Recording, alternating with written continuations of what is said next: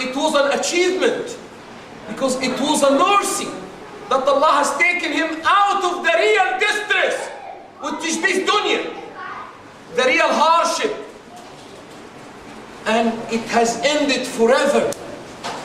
Because after that spot, once the angel of death has picked up the soul of that righteous brother or a sister, nothing wrong afterwards.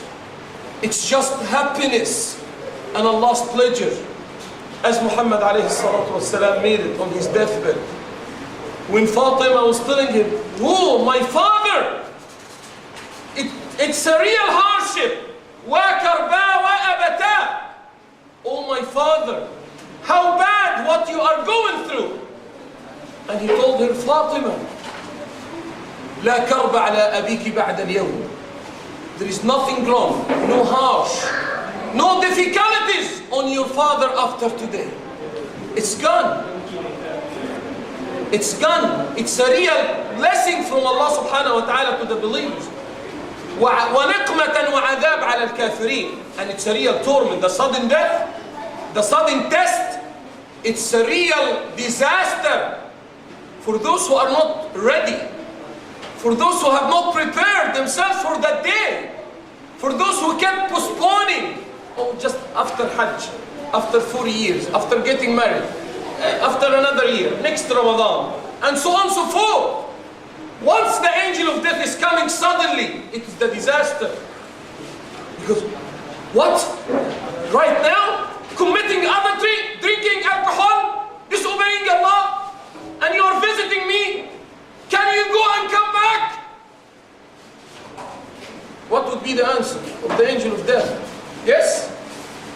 Let me leave and I'm going to come see you in the morning? Is it the case? What the angel of death will do? Pick it up! فَإِذَا جَاءَ أَجَلُهُمْ فَلَا يَسْتَأْخِرُونَ سَاعَةً وَلَا يَسْتَقْدِمُونَ. Once the time comes, they will never get ahead or being delayed for even a second or a part of a second. It is the same time. It's not the issue with the people of Pakistan. It's not the issue with them. It's a test for them. It's a test for all. It's a test for them to experience their patience and their deal with Allah subhanahu wa ta'ala. Allah is telling everyone, وَلَنَبْلُوَنَّكُمْ. I want to make sure that we'll never leave that session without having that major criteria in our heads. Don't think that any one of us is far away from a such test. Wallahi al-Azim. If Allah wants to do it, it will come to your door, wherever you are. Don't think that you are far away. You are in a safe part of the world. You are in a luxury way of life. You are an area that has built dams and they're using the advanced technology. All are nothing.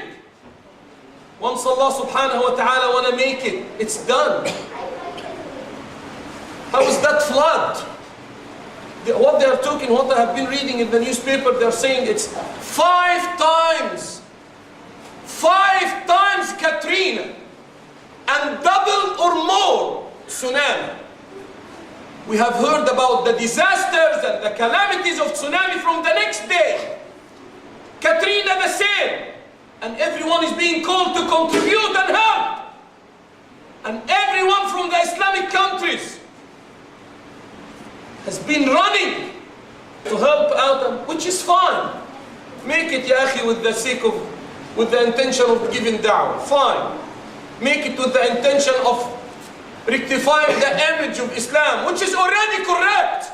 And it doesn't need you. Because Islam is protected by Allah. But where you are, when brothers and sisters who are saying La ilaha illallah, Muhammadur Rasulullah, are running through the same and worse. And we are talking about, if the numbers, usually what the numbers are coming in the media, usually, that's what I used to deal with the media. It's 1/10 of the reality. If they are saying 5 million are unsheltered, that means for me it's 25. It's just like, if it's 1 one. Muhammad sallallahu alayhi wa sallam said, we want to make sure that what we are talking about is purely, I don't want anyone to think that, oh, why Sheikh is not talking about Ramadan? We are purely about Ramadan. We are purely about Siyam. We are purely about real ibadah. Otherwise, I can tell you guys, spend your Ramadan as you wish. Do whatever you want to do. Go for the 27th in the masajid. Raise your hands with the dua. If the hearts are not gonna work as such, nothing is gonna change. And I think we can see, for decades and decades, nothing is changing. Is it true? We have been spending the night of power. We have been going to Umrah. We have been going in front of the Kaaba. Hundreds and thousands and maybe millions of imams are making dua every night. And other millions and millions and maybe billions are saying Ameen behind the imam. Is it true? Every night, global wise, and nothing is changing. Is Allah hearing or not? Is Allah seeing or not? Then what's wrong? Did Allah say, وَإِذَا سَأَلَكَ عِبَادِي عَنِّي فَإِنِّي قَرِيبٌ أُجِيبُ دَعْوَةَ الدَّاعِ إِذَا دَعَانِ? Did Allah say, if they are going to ask you about me, tell them, I am so close, listening to their dua, and I'm going to accept right away, with the two conditions. فَلْيَسْتَجِيبُوا لِي وَلْيُؤْمِنُوا بِي لَعَلَّهُمْ يَرْشُدُونَ. If you will go to the Quran, and the verse I'm talking about the dua and Allah's acceptance, it's the last verse in the same page in the chapter of the Baqarah that's starting with the verses of the Siyam. That's the same page. Ya ayyuha alladhina amanu kutiba alaykum as-siyam, at the beginning of the page, the last verse in the same page.